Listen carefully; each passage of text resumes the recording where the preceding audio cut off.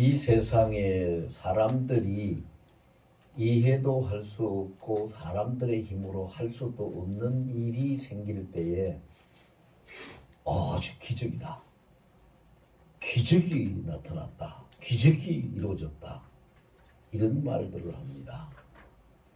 그럼 이 세상에서 가장 큰 우리가 알고 있는 것 중에서 가장 큰 기적은 무엇일까요?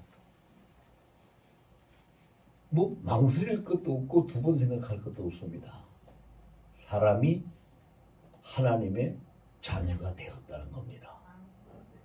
여러분, 우리가 임금 왕의 자녀나 대통령의 자녀가 되는 것도 될 수가 없습니다. 그렇게 될 수가 없는데 하물며 천지를 지으신 창조주 하나님의 자녀가 되었다. 이것이 가장 큰 기적이 아니면 뭐가 큰 기적이겠어요? 우리가 하나님의 자녀가 되었다는 것이 어떤 존재인지를 모르기 때문에 그걸 감사하지도 못하고 그걸 증거하지도 못하고 나는 하나님의 자녀라는 자존감을 가지고 그 정체성을 지키며 살아가는 삶도 살지 못하고 있는 거죠. 그래서 오늘 설교의 제목이 보면 하나님의 자녀인가? 자문자답을 할 수 있어야 됩니다. 자기 이름을 부르면서 정바울 너는 하나님의 자녀이냐? 나는 하나님의 자녀입니다. 당당하게 머뭇거리지 않고 망설이지 않고 부끄러움 없이 대답할 수 있어야 합니다. 아멘. 이 세상에는요, 요한일서 3장 10절 말씀에 보면은 두 종류의 사람들이 살고 있다고 그랬어요. 요한일서 3장 10절에 보면 두 종류의 사람이 살고 있는데 그 종류가 뭐냐면 한 종류는 하나님께 속한 자들로, 즉 하나님의 자녀들로 하나님께 속한 자들로 살아가는 종류가 있고 다른 한 종류는 마귀의 자식들로 살아가는 종류가 있다고 했어요. 우리 하나님의 자녀라면 하나님께 속한 자들로 살아가야지 하나님의 자녀가 되는 거죠. 사람도, 이 세상에 사는 사람도 그렇습니다. 사람도 보면은 그 자녀들은 자기의 부모를 닮습니다. 우선 부모 피를 이어받아서 태어나니까 그 유전자, DNA가 부모를 닮게 되죠. 그래서 어떤 그 모양이나 아니면은 성품이나 아니면은 취미나 어떤 것이 하여튼 닮아가요. 그 유전이 된다는 거죠. 닮아가요. 그럼 우리가 하나님께 속한 자고 우리가 하나님의 자녀가 되는 자녀라고 한다면은 우리는 하나님을 닮은 것이 있어야 되죠. 하나님을 닮은 것이 있어야 돼요. 아버지라고 부르는 하나님을 닮은 것이 없다면 내가 아버지라고 불러도 하나도 닮은 데가 없는. 그러면 어떻게 내가 하나님의 자녀라는 것을 증거를 할 수 있겠어요? 근데 하나님은 우리를 하나님을 닮아서 하나님의 자녀가 되도록 모든 조건을 충족할 수 있는 은혜를 베푸셨고 그런 장치를 우리에게 주셨어요. 오늘 본문 14절 15절을 보면은요 뭐라고 했습니까? 14절 15절에 무릇 하나님의 영으로 인도함을 받는 사람은 곧 하나님의 아들이라 너희는 다시 무서워하는 종의 영을 받지 아니하고 양자의 영을 받았으므로 우리가 아빠 아버지라고 부르짖는다. 뭘 주셨어요? 하나님의 영을. 하나님의 영인 성령을 주셨어요. 사람은 육신을 입고 이 세상에서 살아가기 때문에 육신을 통해서 DNA가 담게 하죠. 혈통을 담고 성격을 담고 인물을 담고. 근데 하나님은 영이시기 때문에 육신이 없기 때문에 육신을 통해서 우리가 하나님을 닮을 수는 없어요. 그럼 우리가 하나님을 닮는다는 것은 오직 영을 통해서 하나님과 닮아야 되는 거지요. 하나님과 영이 같아야 돼요. 그럼 우리가 하나님의 자녀라면은 정말로 하나님의 자녀, 나는 하나님의 자녀라 라고 말할 수 있으려면은 세 가지가 하나님하고 똑같아야 돼요. 세 가지가 똑같아야 되는데 첫 번째는 뭐가 똑같아야 되느냐? 내 속에 있는 영이, 내 영이 하나님의 영과 동일해야 되는 거예요. 제가 아까 요한 1서 3장 10절에는 이 세상에 두 종류의 사람이 살고 있다고 했는데 이 두 종류를 구분하는 것이 뭘로 구분하느냐? 영으로 구분합니다. 영으로 구분해요. 어떤 지식이나 뭐 어떤 그 모형이나 뭐 어떤 것을 그 능력이나 이런 걸 따져서 구분하는 것이 아니라 영으로 구분합니다. 하나님의 영을 받아서 사는 자는 하나님께 속한 자고 마귀의 악한 영을 받아서 사는 자는 마귀의 자식이라. 그렇게 구분이 되는 거예요. 중간치는 없어요. 하나님의 영도 아니고 사탄의 영도 아닌 중간치는 없어요. 근데 사람들이 지금 착각하고 살아가는 건 중간치가 있는 줄 알고 도를 닦고 뭐 기도를 하고 이렇게 해서 착하게 살면은 천당 갑니다, 극락합니다, 뭐 이렇게 그런 말을 가지고 되는 줄 아는데 아니요. 될 수가 없는 거예요. 하나님의 영과 마귀의 영 두 가지밖에 없고 내가 하나님의 자녀라면은 첫째로 내 속에 있는 영이 하나님의 영이어야 되니까 하나님과 같은 영을 가지고 있어야지 내가 하나님의 자녀라고 말을 할 수가 있어요. 그럼 왜 하나님하고 같은 영을 가지고 있어야만 하나님의 자녀인가? 성경에서 증거하고 있는 것이 있죠. 그 성경에서 증거하고 있는 게 뭡니까? 창세기 1장 27절에 하나님이 사람을 만들 때 하나님의 형상을 따라서 만들었다. 그 형상이라는 것은 어떤 인물을 이야기하는 것이 아니고 그 성품, 이미지, 성품을 이야기하는 겁니다. 그리고 두 번째로는 창세기 2장 7절에 사람에게 하나님 속에 있는 하나님의 기운, 하나님의 생명의 기운이 하나님의 생기를 그 사람의 속에 불어넣었다. 그래서 생명이 되었다. 그랬으니까 우리는 하나님의 형상을 담고 하나님의 생기, 하나님의 영을 부음받은 사람들이니까 마땅히 우리는 하나님의 영을 가진 영이 하나님과 같은 자가 되어야 하나님의 자녀라 할 수 있는 것이죠. 아멘. 그럼 우리가 하나님과 같은 영을 가지고 있다는 것을 뭘 어떻게 증거할 수 있는가? 뭘로 증거할 수 있는가? 뭐 그건 말로 얼마든지 할 수 있어요. 나는 하나님과 같은 영을 가지고 있어요. 나는 성령을 가지고 하나님의 영을 가지고 살아요. 이렇게 말로 할 수 있는데 그 말로 한다고 그것이 증명이 되는 건 아니죠. 그럼 뭘로 증명이 될까요? 시편 1편에 보면은요. 복 있는 사람은 악인의 꾀를 쫓지 아니하고 죄인의 길에 서지 아니하고 오만한 자의 자리에 앉지 아니하며 2절에 여호와의 율법을 즐거워하여 주야로 묵상하는 자로다. 자, 이렇게 기록하고 있어요. 거기서 세 가지가 나와요. 첫째는 뭡니까? 악인의 꾀를 따르지 않는다. 이건 뭐예요? 생각입니다. 우리가 하나님과 같은 영을 가지고 있다는 증거는 첫 번째로 내 생각을 통해서 증거를 해야 돼요.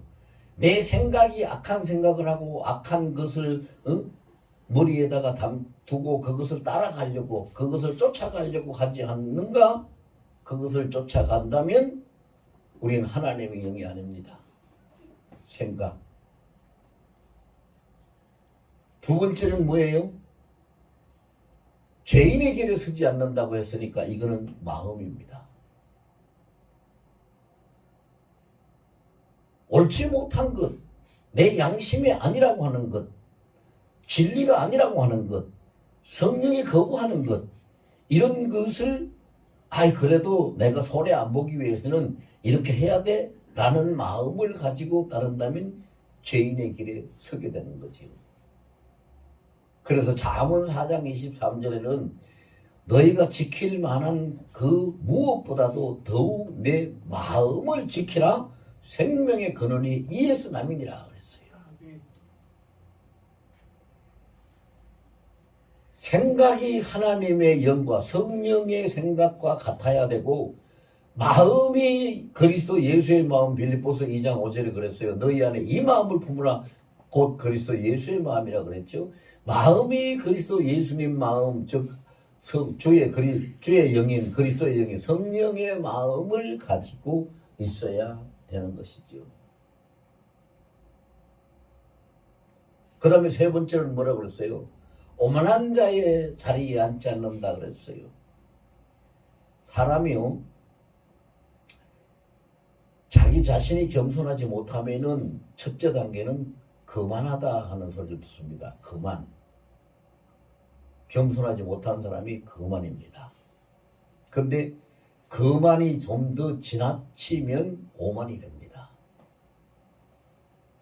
그리고 오만이 하늘을 찌르듯이 지나치면은 설만이 되는데, 설만은 하나님을 정면으로 대적하는 것이 설만입니다.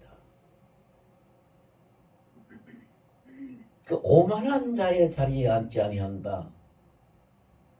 그건 뭘까요? 은행입니다. 말로 사람을 무시하는 거, 그 오만한 자리에 있는 사람이 하는 겁니다.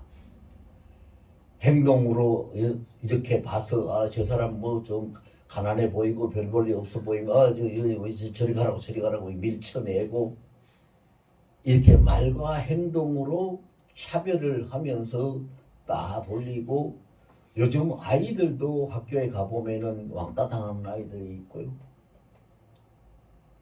저도 목사가 되기 전에 사회생활을 한참 했고, 직장생활도 했고, 사업도 했고, 그래서 여러 가지 일을 겪어봤습니다만, 사업자들 모임에도 가면은 왕따시키는 것이 있고요.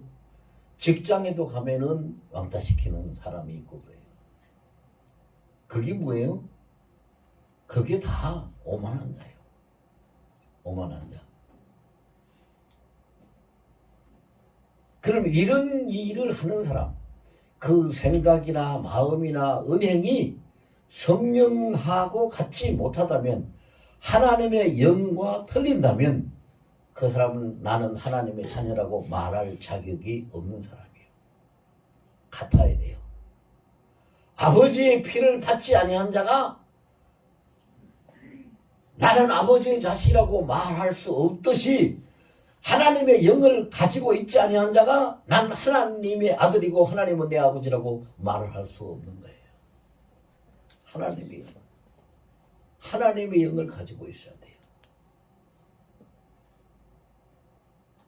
이것이 첫 번째 하나님과 동일해야 되는 조건이에요. 두 번째 동일해야 되는 조건은 뭐냐? 하나님과 동일한 거주를 해야 돼요. 우리가 살아가는 거주지가 하나님과 같아야 돼요. 왜 하나님과 같아야 되느냐? 성경은 이미 그렇게 말씀하고 있어요. 갈라디아서 2장 20절에도 보면 내 안에 사는 것은 내가 아니라 그리스도 예수께서 사시는 것이라 했으니까, 나는 주님이 계시는 주님의 성전이고, 고린도전서 3장 16절에도 보면은 거룩한 성령, 하나님의 거룩한 성령이 거하시는 성전이라 그랬고, 고린도후서 6장 16절에도 보면은 하나님이 계시는 성전이라 그랬고, 고린도후서 13장 5절에도 보면은 예수 그리스도께서 사시는 곳이라고 했어요. 그러면은 이렇게 저렇게 아무것도 핑계 댈 수 없이 우리는 하나님과 함께 한 장소에서, 한 공간에서 사는 거주자가 되어야 되는 거예요. 거주지가 틀리면, 하나님은 하나님의 성전에 하나님의 집에 있고 나는 내 집에 삽니다 하면 그건 하나님 자녀가 아니에요. 내가 사는 곳이 하나님이 계시는 성전이어야 되고, 하나님의 성전이 내가 사는 집이어야 돼요. 그게 같아야 돼요. 그래야 나는 하나님의 자녀라고 할 수 있어요. 그러면 거주지가 같은 것이 무엇으로 증명할까요? 뭘로 증명할 수 있을까요? 자, 아까 하나님과 영이 동일한 것은 생각과 마음과 은행으로 증거해야 된다 그랬어요. 그럼 내가 하나님과 거주지가 같이 살고 있다는 것은 무엇으로 증거할 수 있겠는가? 첫째는 우리의 의지지요. 물론 기독교를 우리는 기독교라고 기독교인이라고 주장하는 사람들 가운데서도 사람의 자유의지를 주장하는 사람들이 있습니다만 하나님과 같은 장소에서 산다, 같은 거주지에서 산다고 하면 우리는 자유의지를 주장하면 안 돼요. 하나님이 우리를 직접 만드셨고 하나님이 모든 일을 처음부터 끝까지 날 때부터 끝날 때까지 하나님이 모든 계획을 하나님이 하셨고 지금도 하나님이 모든 것을 주관하시면서 이끌어가고 계시고 그래서 로마서 11장 36절 말씀 그대로 하나님 주님으로부터 우리는 왔고 주님으로 말미암아 현재 살아가고 있고 또 마지막에 주님께로 돌아간다는 그 말씀대로 우리가 똑같은 주 안에서 사는 것이고 또 예레미야 33장 2절 말씀처럼 모든 것을 다 하나님이 행하시고 모든 걸 하나님이 다 만드시고 모든 걸 하나님이 다 성취하신다는 그 말씀대로 모든 역사 모든 것은 하나님이 행하시는데 내가 내 인생은 이렇게 내 인생이니까 이건 내 것이니까 나니까 이렇게 하고 자기 의지 자유의지를 주장하면서 살아가는 자는 하나님께 속한 자가 아니에요. 여러분 타락한 천사의 이름을 어떤 사람들은 루시퍼라고도 하고 그랬는데 루시퍼가 맞는지 안 맞는지 나중에 예수님 앞에 가서 물어보면 알겠죠. 그런데 하나님을 대적하고 타락한 천사 우두머리 그게 마귀죠. 마귀 사탄입니다. 그게 루시퍼라고 얘기를 한다면 그 루시퍼라는 타락한 천사장입니다. 그것도 하늘 앞에 천사장이 대여섯이 있는데 그 중에 하나예요. 그 루시퍼가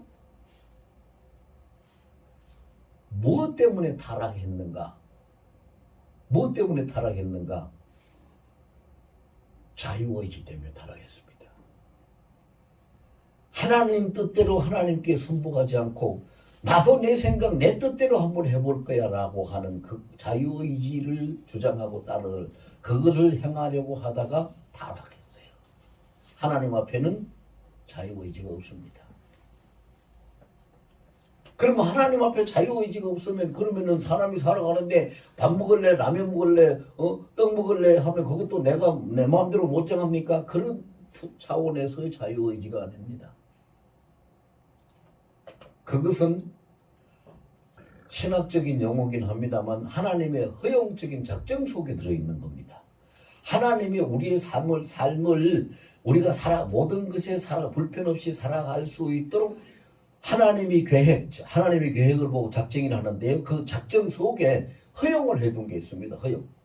그래서 하나님이 허용을 해둔 것이 허용의 범위가 우리가 실수를 해도 우리가 잘못해도 우리가 죄를 지어도 그 자리에서 심판받지 않고 용서받고 살 수 있는 것이 하나님의 허용이 있기 때문에 그런 겁니다. 그 속에 들어있는 것이지 우리가 자유의지를 주장할 수 있을 만한 어떤 권세나 능력이 있어서 그걸 가지고 사는 거 아닙니다. 여러분 만에 하나 인간에게 자유의지가 있다면 한 가지만 우리가 예를 들어보면 금방 알 수 있어요. 만에 하나 인간에게 자유의지가 있다면 내가 내 마음대로 할 수 있는 의지 그 자유가 있다면 뭐부터 하겠어요? 병 안 들고 안 죽는 것부터 하겠죠. 생각해보세요. 안 그런가? 그거보다 더 소중한 거 없잖아요. 그런데 이 사람이 병 안 들 수 있고 안 죽을 수 있나요? 못하잖아요. 자기 의지가 없는 거예요. 없는 거예요.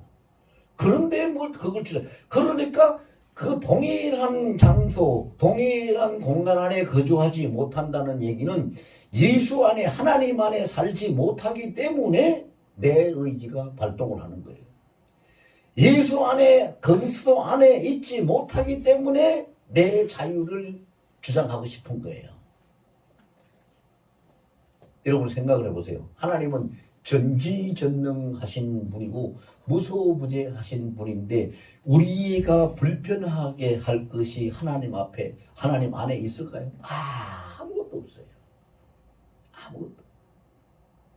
있을 수가 없는 거예요. 전지전능하신 분인데 어떻게 그 안에 불편함이 있어요? 불편함이 없는데 우리 자유가 왜 필요하고, 불편함이 없는데 우리 의지가 왜 필요해요? 그러니까 하나님이 그건 만들어 주시지 않았어요. 다만 우리가 육신을 가지고 살아가니까 이런저런 제약을 받으니까 하나님이 허용 범위를 두셔서 너희가 이 안에서 살아라. 허용 범위를 두셔서. 여러분 쉽게 이해할 수 있게끔 예를 들자면요. 큰 수족관 같은 데 보세요. 수족관 같은 데 보면은 그 수족관 안에 물고기가 살고 있죠. 근데 그 수족관 안에 사는 물고기가 이리저리 다니면서 헤엄을 치고 위로 올라갔다 내려갔다 하고 좌로 갔다 우로 갔다 하고 가만히 섰고 싶으면 가만히 섰고 먹이를 먹고 싶으면 먹이를 먹고 잠을 자고 싶으면 잠을 자고 이렇게 할 수 있는 것이 뭐예요? 물고기가 자유하게 움직이는 것이죠. 그런데 그 물고기가 자유하게 움직인다는 것을 우리는 알잖아요. 뭐예요? 어디 안에서? 수족관 안에서 허용한, 주인이 허락하고 허용한 그 범위 안에서 자유로운 것이죠. 지 맘대로 지 맘대로 하늘로 날라 올라갔다가 땅에도 나왔다 그 속에 들어갔다 이렇게는 못하는 거잖아요. 인간이 사는 것이 그런 거예요. 그러니까 자유의지를 주장하는 자는 하나님과 한 거주지에서 살고 있지 못한다. 이렇게 보면 돼요. 두 번째는요. 소유의식이에요. 소유의식. 여러분 우리가 아주 지극히 상식적인 문제로 한번 생각해 볼 수 있어요. 우리가 이 육신을 가지고 사는 것도요. 예를 들어서 우리 집이다. 우리 집이다 그러면은 우리 집이 자 아버지가 사는 집은 아버지 소유, 아들이 사는 집은 아들 소유, 딸이 사는 집은 딸의 소유, 며느리가 사는 집은 며느리 소유, 손자가 사는 집은 손자의 소유. 다 따로따로입니까? 그냥 같은 집입니까? 한 집이지요. 소유권 따로 없죠. 등기 따로 해서 삽니까? 아니죠.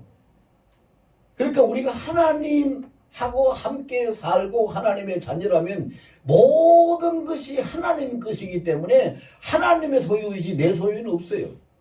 근데 우리는 내 소유, 내 것을 막 주장을 하고 살잖아요. 욥의 고백이 그래서 훌륭한 고백이죠. 주신 이도 여호와시니 취하시는 이도 여호와시니라. 시편 24편 1절에 하나님 뭐라고 그랬어요? 땅과 거기 충만한 것과 세계와 그 중에 거하는 자가 다 여호와의 것이라 하나님 것이에요. 근데 우리는 쥐꼬리만한 돈 한 푼 가지고도 내 거라고, 떡 한 조각까지도 내 거라고, 뭐 내 거라고 자기 소유를 주장하면서 그렇게 살다가 성경에 보면은요, 아버지의 소유가 아니고 자기 소유라고 주장하면서 사는 사람은 배가 망신하고 완전히 망하게 될 수밖에 없다는 사례를 기록해 놓고 있잖아요. 그게 어디 있어요? 누가복음 15장에. 누가복음 15장의 탕자의 비유를 보세요. 뭐라고 그러는가? 둘째 아들이 자기 아버지한테 아버지 내 소유를 주세요. 나는 내가 가서 내 마음대로 살고 싶은 데서 살고 사업도 하고 그렇게 할 거예요. 그래서 아버지가 소유를 줬더니 그 아들이 가서 어떻게 됐어요? 다 탕진하고 돼지 먹는 지엄 열매도 먹지를 못해가지고 아버지 집으로 구물구물 키워 들어온, 나는 아버지의 자식도 아들도 아닙니다. 저 품꾼 하나와 같이만 나를 불쌍히 여겨주시고 받아달라고 이러고 기어 들어오잖아요. 우리가 하나님의 자녀라면은 모든 건 하나님 것이에요. 심지어 뭐 재산이나 뭐 이런 것들 물질적인 문제가 아니라 우리에게 하나밖에 없는 내 생명도 누구 것이에요? 하나님 것이에요. 그래서 제가 지금까지 겪으면서 참 재미있는 걸 하나 발견을 했어요. 재미있는 걸 하나 발견했는데 제가 저하고 아주 잘 아는 어떤 권사님이 있어요. 권사님이 있는데 그 사위가 아주 개망난이요. 그래서 그 사위가 권사님, 아니 장모님, 제가요 요즘 참 너무 힘들어서 그런데 돈 500만 원만 빌려주세요. 제가 열심히 일해가지고 몇 달 후에는 갚을게요. 근데 그 권사님이 뭐라고 그러는잖아요. 목사님, 저는요 사위 자식이 그냥 입만 뻥긋하면 돈 빌려달라 소리를 하는데 한 번도 나는요 빌려준다 생각을 하고 준 적이 없고, 그래 내가 줄 수 있는 만큼은 내가 준다, 그냥 준다고 생각하지요 받는다는 생각을 한 번도 안 해봤어요. 그런데 이상하게 주고 나면은 하나님이 채워주신대요. 근데 또 한 사람은요, 이분은 장로님이세요. 장로인데 남자분이 아니고 여자 장로님이세요. 이 장로님인데 이분은 자기 시집간 딸이 생활이 어려워가지고 애를 학원도 보내야 되고 뭐도 해야 되고 그래가지고 엄마 나 돈이 있으면 100만 원만 빌려줘, 50만 원만 빌려줘, 큰 돈도 아니고. 그런데 그거를 다 장부에다가 적어놓고 언제 갚을래 다짐을 받고 빌려준대요. 그래 딸이 못 갚으면 자기 자신이 채울 길이 없다는 거예요. 자, 이게 뭘 이야기해? 제가 재미있는 거를 아주 발견했다고 했잖아요. 이 뭐가 재미있어요?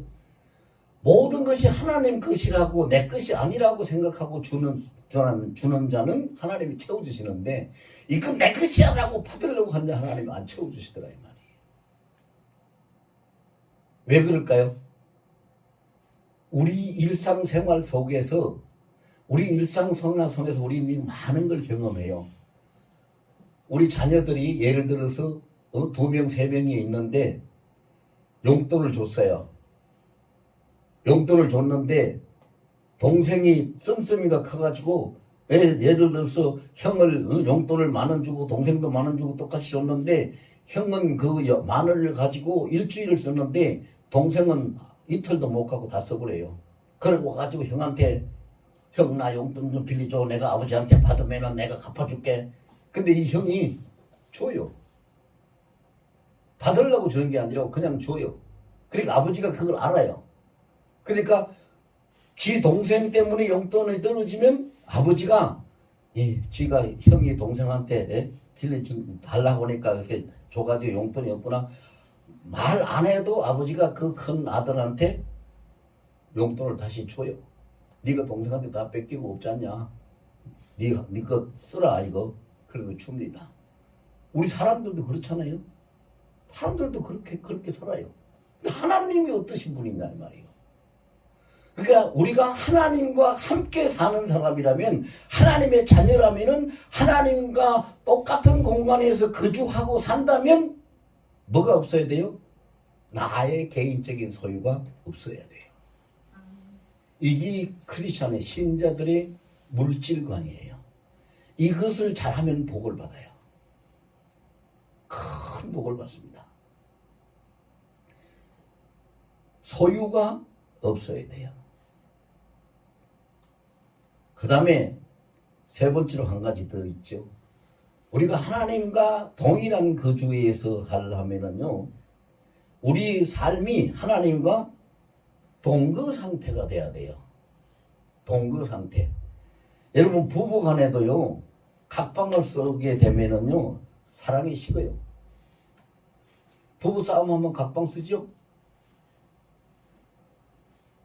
그런데 한 방에서 같이 생활을 하면은요, 부부싸움은 칼로 물베기라고 옛날부터 말이 있잖아요. 부부싸움을 해도 한 방에서 같이 싸움을 하면, 같이 자고 생활을 하면요, 그게 금방 없어져요. 풀어진다고. 그와 마찬가지로 나는 주님 안에, 주님은 내 안에 같은 동거 상태가 돼야 그것이 동일한 거주가 되는 거예요. 요한복음 15장 5절에 그랬어요. 너희가 내 안에 있고 내가 네 안에 있으면은 너희가 열매를 맺는데 너희가 나를 떠나서는 아무것도 할 수 없느니라. 그런데 그 밑에 두 절 밑에 내려서 7절에 보면은 우리가 하나님 안에 있고 주님이 내 안에 계시는 것을 뭐 어떻게 정확하게 설명하고 있느냐면 너희가 내 안에 있고 내 말이, 주님의 말씀, 내 말이 너희 안에 거하면 이라고 표현을 하고 있어요. 그러니까 주님은 영이시니까 주님하고 나하고 같이 동거는 뭘로 할 수 있어요? 말씀으로. 주의 말씀으로. 말씀을 붙들고 말씀을 새기고 말씀을 따라서 살아가면은 동거가 돼요. 그래서 동일한 영이어야지 된다. 두 번째로는 동일한 거주여야 된다. 두 가지 했어요. 동일한 영은 성령입니다. 동일한 거주는 모든 것은 아버지 것입니다. 그리고 함께 동거하는 겁니다. 동거 상태. 이제 한 가지 더 남았는데요. 우리가 하나님의 자녀로서 증거가 되려면은 동일한 법으로 살아야 됩니다. 하나님의 법과 내 법이 틀리면 안 됩니다. 근데 참으로 그 아이러니한 것이 뭐냐 하면은요, 이게 고질병입니다. 오늘날 현대교회에. 신앙과 생활이 일치가 안 됩니다. 신앙생활은 신앙생활이고 자기의 사는 일상생활은 일상생활이고 구분이 되어버려요. 그러면 구분이 된다는 얘기는 다른 말로 표현하면 무슨 뜻이에요? 그게 법이 다르다는 거예요. 교회 다니면서 예배드리고 신앙생활 하는 법과 내가 살아가는 내 일상의 법이 다르다는 얘기예요. 같은 법이 아니라는 거예요. 같은 법이 아니면 우린 위선자밖에 안 돼요. 하나님 앞에 가정스러운 존재밖에 안 돼요. 어떻게 다른 법을 가지고 하나님을 아버지라고 부르면서 하나님을 섬기고 사랑한다고 말을 할 수가 있나요? 그럴 수 없는 거예요. 같은 법이어야 돼요. 같은 법이어야 된다. 그러니까 너희는 꼭 이렇게 기도해야 된다. 그리고 예수님이 가르쳐주신 기도가 마태복음 6장 10절이에요. 6장 10절에 뭐라 그랬어요? 나라가 임하시고 뜻이 하늘에서 이루어진 것 같이 땅에서도 이루어지이다. 하나님의 통치가 임하셔서 하나님 보좌에서 이루어진 것 같이 지금 이 땅에 사는 나에게도 그대로 그 법 그대로 이루어지는 것입니다. 이걸 기도하라고 가르쳐주신 예수님이 기도예요. 주기도문이에요. 같은 법이에요. 그리고 그걸 조금 더 구체적으로 풀어서 기도하라고 가르쳐 주신 것이 마태복음 6장 33절이에요. 예수님이 그랬잖아요. 그런즉 먼저라고 그랬어요. 먼저 그 나라와 그의 의를 구하라. 그리하면 이 모든 것을 너희에게 더하여 주시리라. 같은 법이에요. 그래서 오늘 본문 끝절 17절 로마서 8장 17절에 보면은요, 우리가 17절만 다시 한번 읽어볼까요? 17절만 다 같이 시작. 자녀이면 또한 상속자 곧 하나님의 상속자요 그리스도와 함께한 상속자니 우리가 그와 함께 영광을 받기 위하여 고난도 함께 받아야 할 것이니라. 아멘. 보세요. 예수만 십자가에서 죽고 고난 받아야지 되는 것이 아니라 우리가 그리스도와 함께 하나님의 자녀가 되고 하나님의 상속자가 되었으면 똑같은 법으로, 십자가의 법으로, 그리스도의 법으로, 똑같은 법으로 우리가 주 그리스도와 함께 영광도 받지만 고난도 함께 받아야 된다. 같은 법으로 살아야 된다. 같은 법으로. 여러분, 그런데 예수 믿는 사람들이 제일 좋아하는 것, 제일 싫어하는 것이 뭔지 아세요? 제일 좋아하는 것, 편안하게 복받고 싶어 하는 것, 제일 싫어하는 것, 고난이나 훈련 받는 것 제일 싫어해요.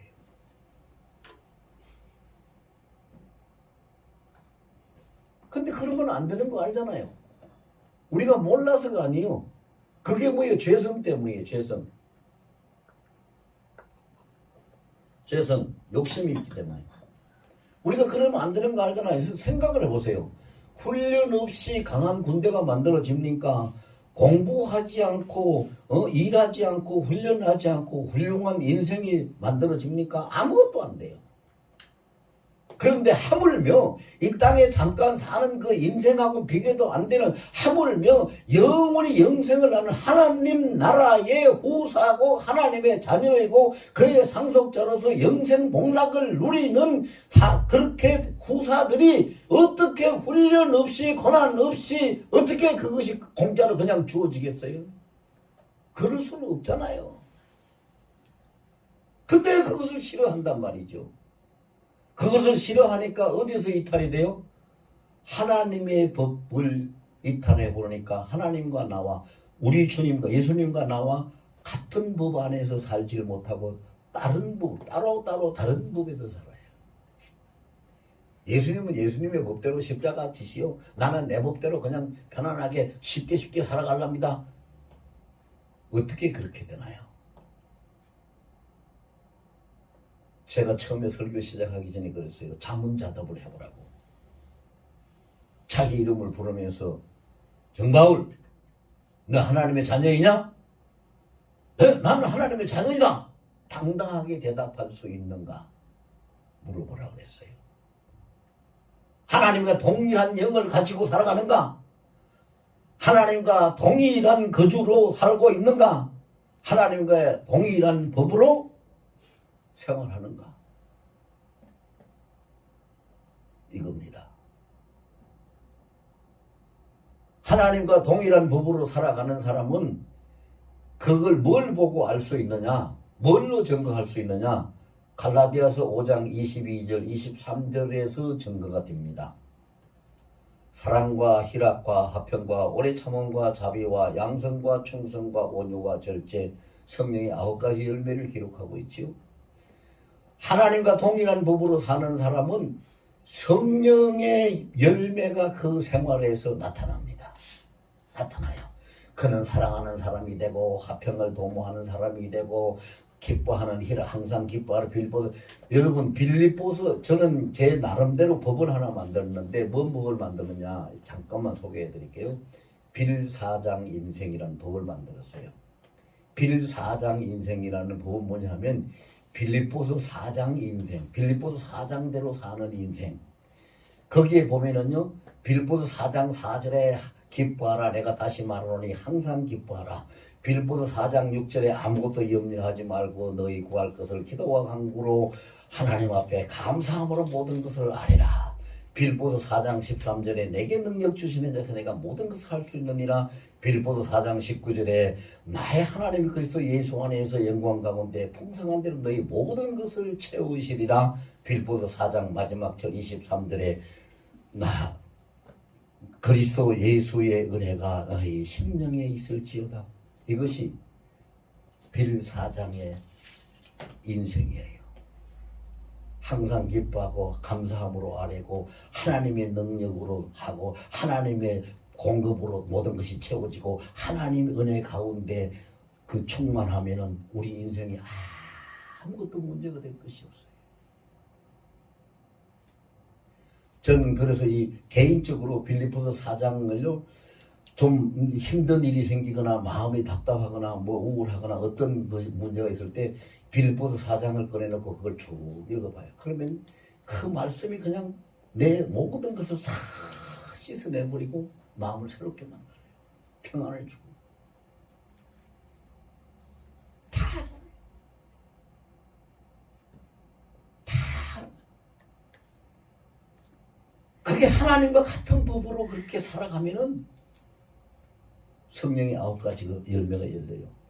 그는 사랑하는 사람이 되고 그는 희락의 사람, 기뻐하는 사람이 되고 그는 화평하는 사람이 되고 그는 오래 참는 인내의 사람이 되고 자비의 사람이 되고 양선의 사람이 되고 충성하는 자가 되고 온유한 자가 되고 절제하는 자가 된다.